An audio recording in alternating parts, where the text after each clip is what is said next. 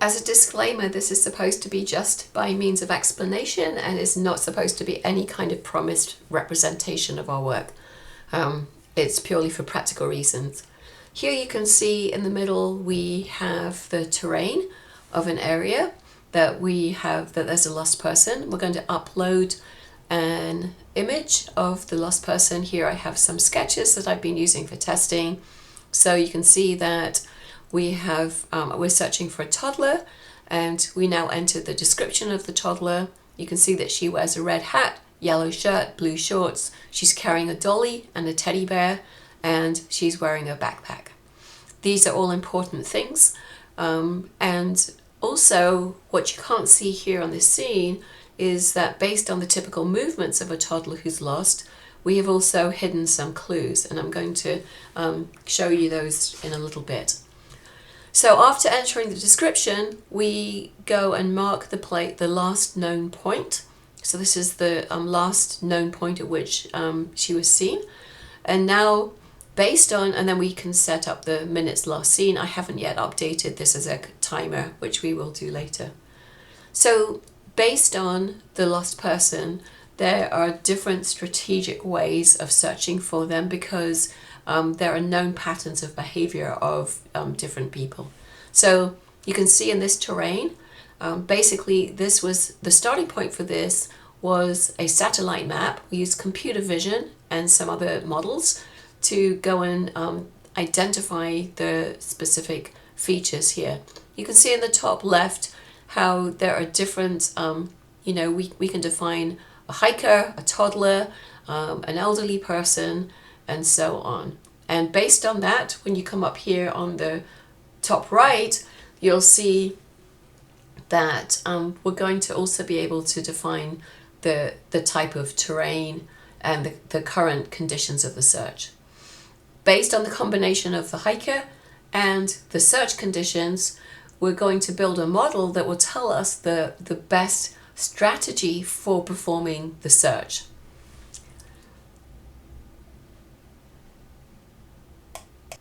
So see here at the top right, we can set the lighting conditions, the weather conditions, the temperature, and depending on these combinations, the strategy will be different for the search. So for example, if somebody is, a toddler, for example, is definitely more attracted to water and then more likely to stay in the region in which they are lost rather than trying to come up with a strategy for hiking their way out. And here we see the underlying Bayesian model, and you can see that we come up with, we identify nodes. So here you have a hiker profile, and we know that there are many different kinds of hikers. Different hikers have different propensities to seek shelter, to follow trails, or to stay by water.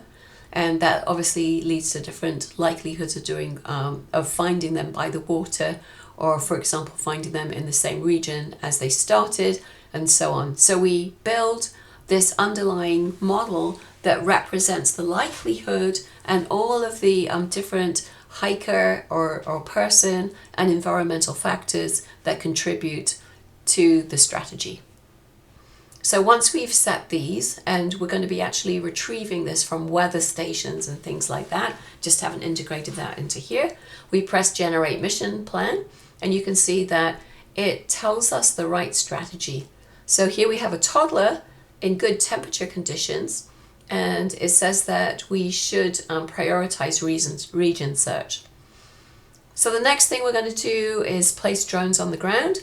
Now in the real world, when we're not running in a simulation, in our real system, when we place drones on the ground, they register themselves with the system, and they will then start to appear here on the right hand side with their identities, which are basically color related. Once the drones are ready, registered, we press on launch drones, and the drones are now going to launch and start the search. In this case, because we identified region search as the correct strategy, they're going to start performing a region search. During this search, they're going to be looking for anything out of the obvious, anything that could help them identify where the hiker or the lost child might be. And you can see here that in this case they have identified a first clue, and this clue is found by the pink drone, and it represents something red in the tree. The drones detect clues using computer vision, and you'll see that this is quickly followed by identifying a second clue, which is going to pop up, and as you see, it is related to finding an old pair of glasses on a rock. For each of the identified clues, the information is passed to an LLM, which determines the relevance of the object, the likelihood or the confidence in the object, and formulates tactical insights. In this case, the LLM infers that this could be a girl's hat, but the weak confidence suggests that even though it might be relevant, that we should continue to search that region, and we should send one drone to inspect the object. And in fact, you can see here on the right-hand side that the blue drone, drone number 6, is approaching the object.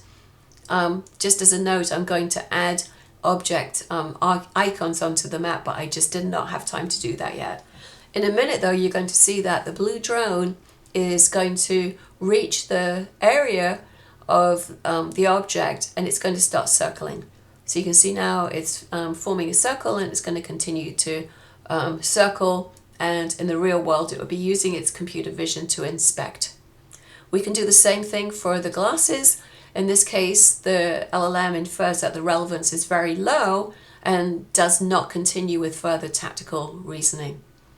And then you can see on the left-hand side down there, sorry, this is getting a little bit ahead of me and I don't have time to redo this, but the next clue that is found is a red hat.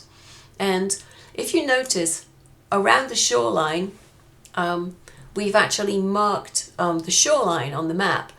And one of the drones, the pink drone, shown over on the right, is actually charged with searching the shoreline. Although I didn't get the timing quite right for this demo, you can see that as it was searching the shoreline, the little girl was actually found. Now I still have a little bit of work to do here, but you can see that we pass that information to the LLM, which automatically matches the little girl, but based on the view of what it sees, determines that the clue is highly relevant as it matches the lost person's description and location. What I still need to do is to change the adaptations when a victim is found. So we'll have some of the drones returning home, and probably 2 or 3 of them going to the point of the victim. And of course, as I mentioned, we're going to be marking those clues and the victim found on the map. Okay, now I'm going to give a very small example of an entirely different area. This is from the Rocky Mountains. Again, we took the satellite imagery, we applied computer vision to it, and we're going to do a different kind of search this time for a experienced hiker. And you can see here some of the different clues that we can place on the map. I use them for testing purposes only. In the real world, of course, the drones will be using computer vision to look for any number of clues. So here we're going to say that we're searching for an avid hiker, and you can see that we've uploaded his image below. Okay, we describe this lost person as an avid hiker wearing a purple jacket and hat, wearing grey pants and goggles, using hiking poles and carrying a backpack. And just like we did before, we're going to mark the last known point of the hiker and then establish the time after at which we last saw him. As I mentioned, we're not using that time right now, but in future renderings we're going to use it to not just look for clues, but to kind of patch clues and the direction of potential travel onto a timeline. You can see we've marked the last known point, establishing the minute since, and now we're going to dispatch, I think in this case, 4 different drones. Just going to put them in a couple of different places. Going to generate the mission plan. Let's just check that first. So, for example, if we were to set it, dark and extremely cold, and then generate the mission plan, you can see that it tells us that the most likely place we're going to find him is by searching for shelters. and we would have to go and look for shelter type places up there. But I'm going to set it back to comfortable temperature and bright, which is the same setting as we had for the toddler. Regenerate the mission, and you can see in this case, under good conditions, an adult healthy hiker is much more likely, or is more likely to be on the trails, probably depending a little bit on how long ago he was seen. So we have to take all of those things into consideration. Right now, we haven't integrated time since last sighting, but we will be adding that into our Bayesian model graph. So we are going to deploy 3 drones this time, and because the Bayesian network model tells us the most likely successful way or strategy to find him is a trail search, you're going to see that the drones are going to go and hit the trails, which are marked in yellow here. And in fact, there are some grey trails, but we haven't included them in the trail set yet. So they're going to go and search the known trails, and once they get there, going to divide the region up, just like we did before for searching the woodlands and the water around the last known point. So that's basically a very quick overview. Just to recap again, the novelty of this approach is that we're using a combination of an LLM within the context of a Bayesian network model. The Bayesian network tells us about the beliefs that we currently have about where we would find the person. And you may have noticed when we clicked on the clues, down at the very bottom, there was a part that talks about how the user should be engaged in the process. And some of this depends on whether or not the drone should autonomously make a decision to change the mission strategies. So if they want to do something like search a trail, and trail search is already the highest priority, then because maybe they found a clue at the end of a trail, then they're going to continue to do that. They're going to make that adaptation down a specific trail on their own because it's encompassed in the belief of the current search strategy. But if they want to do something that would be very different, maybe they see some smoke in the distance by a lake, and that tells them that maybe they should travel there and go and inspect it, but that's outside the expectations of what the mission expects. It's too far away or something like that. So they're going to have to ask the user if that is the right thing for them to do. So this really talks to what extent the user should be engaged in the process. Okay, that's all for now. This is very much not a polished demo or anything like that. It's just a very quick introduction to what we are doing. Thanks.